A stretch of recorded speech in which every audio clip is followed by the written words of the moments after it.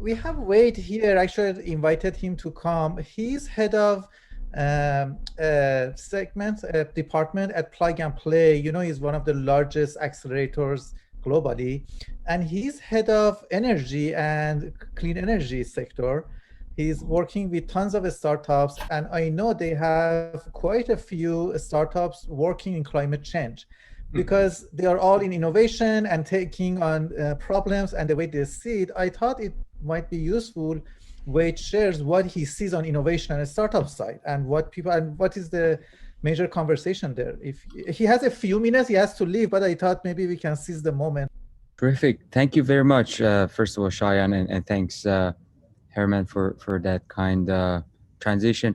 I would just say maybe a few words about what we do at Plug and Play, and of course, I'd love to stay connected and advocate for building a community that vouches for the technologies that tackle climate change.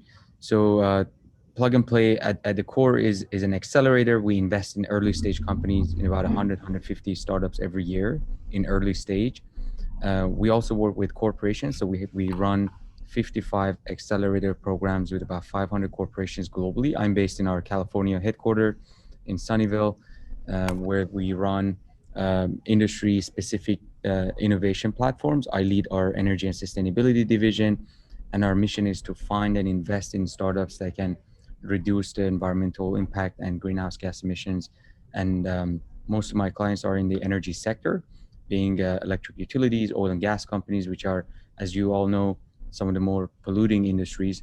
So for them, being able to innovate in a way or another translates to reducing their carbon footprint and being more efficient.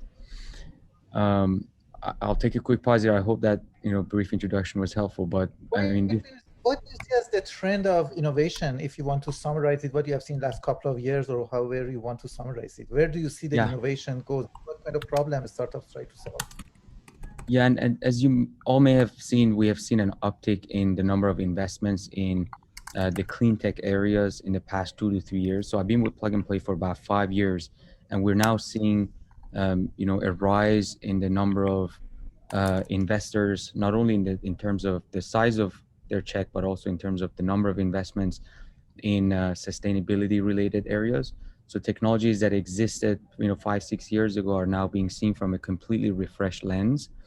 And we've seen a rise in the number of SPACs, special acquisition purposes, around technologies like green hydrogen, carbon capture, electrification of transportation, as well as technologies that can help digitize the entire industries.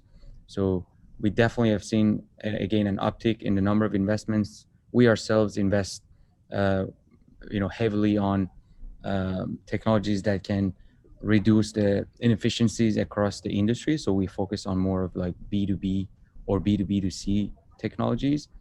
And we try to help these companies accelerate the adoption of their technologies in new markets faster and cheaper anywhere else. And so, brilliant, Wade. So the opportunity, Miriam, is not to convert anyone, but to excite people.